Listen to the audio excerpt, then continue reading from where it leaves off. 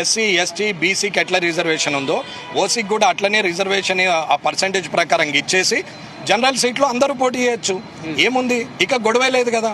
ఓసీకి కూడా రిజర్వేషన్ పెట్టేస్తే అయిపోతుంది. ఒకప్పుడు పెత్తందారులు ఉండే, భూస్వాములు ఉండే, పటేన్లు ఉండే, పట్వారీలు ఉండే, 100 ఎకర ఆసాములు ఉండే, వాళ్ళందరూ తాత ముత్తాతల నుంచి వాళ్ళు నడుపుకుంటూ వచ్చి ఉండే. కాబట్టి ఆ టైంలో బడుగు బలైన వర్గాలు ఉన్నారు, వృత్తి పని చేసుకుంటున్నారు, కూళ్ళు చేసుకొని బతుకుతారు.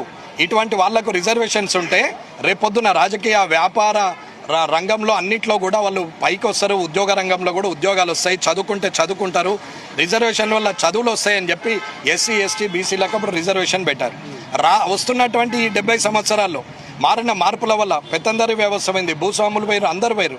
వెల్మలల్లో లేనివాడు కూలిపోయేవాడు ఉన్నాడు. ఫార్వర్డ్ క్లాస్లో ముస్లిమ్స్ ఉన్నోళ్ళు ఇవాళ పండ్ల బండ్లు అమ్ముతున్న వాళ్ళు ఉన్నారు. కోమట్లు ఇవాళ పోయి బజ్జీలు వేసుకుంటూ రోడ్డు మీద బతుకుతున్న వాళ్ళు ఉన్నారు. అలాగే బ్రాహ్మణులు ఇప్పటికీ గుళ్ళలో పూజ తప్పితే అది చేయకపోతే బతకలేని వారు ఉన్నారు. అలాగే రెడ్డిలలో కూడా వ్యవసాయం చేసే వాళ్ళే ఎక్కువ మంది ఉన్నారు. వీళ్ళందరికీ కూడా రిజర్వేషన్ వాళ్ళ పర్సంటేజ్ ప్రకారం ఇచ్చి తర్వాత మీరు ఖచ్చితంగా జనరల్ సీట్లో ఎస్సీ ఎస్టీ బీసీ ఓసీ అందరూ పోటీ చేయొచ్చు, తప్పేం లేదే. బీసీకి ఇవ్వచ్చు, అలాగే ఓసీకి కూడా ఇవ్వమని డిమాండ్. BC reservation